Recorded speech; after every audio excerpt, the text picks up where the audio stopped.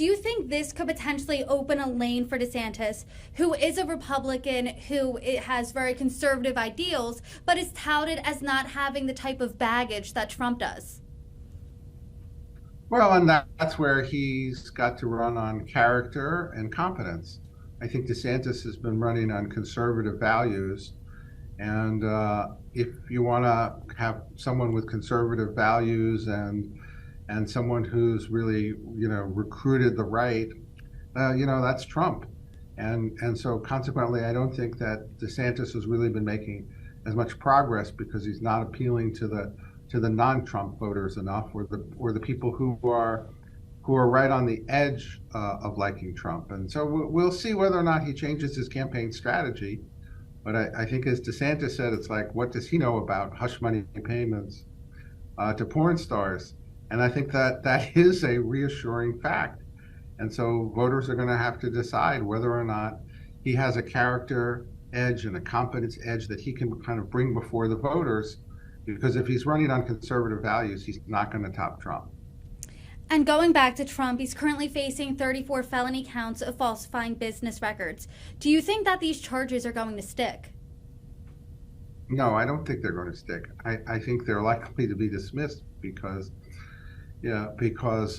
these have been already deemed, and most voters, we did a poll. Most voters see these payments as personal payments. They're not campaign payments.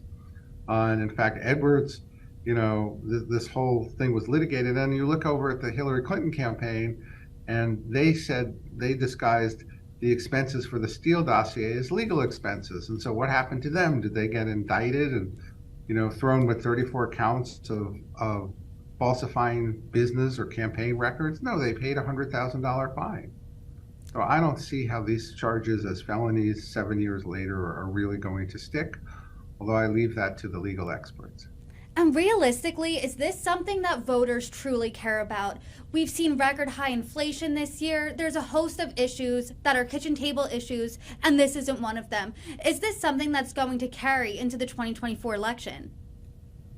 Well, voters tend to care about what the media covers. And I think that if the media, covers inflation and immigration and energy prices, then that will dominate. And if the media covers indictments and this is a big issue now. It wasn't a big issue a couple of weeks ago. I don't know whether it will die down. And I think it's unfortunate because I always used to say there was a campaign about the real issues and then a campaign about the campaign, which was really like throwing mud at each other. It's how negative every campaign was.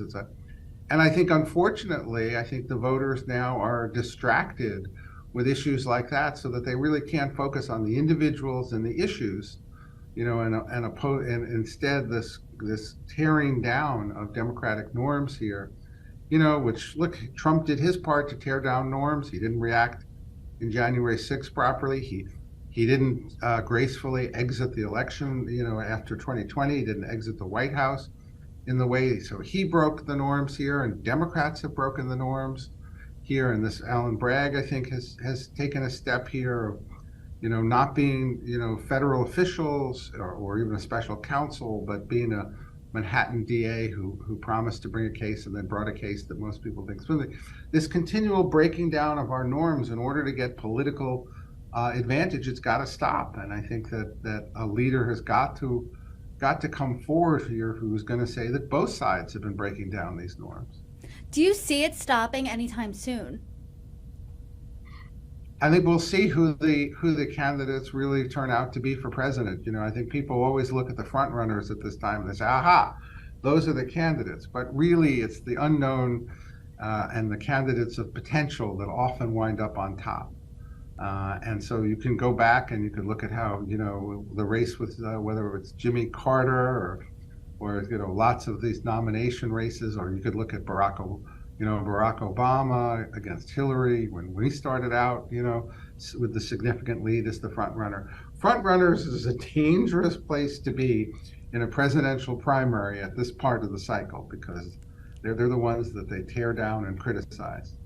Well, let's look into the future a little bit. Trump's next in-person hearing is December 4th, which is 2 months from the Iowa caucus. He's the front runner now. You said that's a dangerous place to be. Do you foresee him being the front runner then? And will that next hearing inject, that energy back into his campaign to keep him going?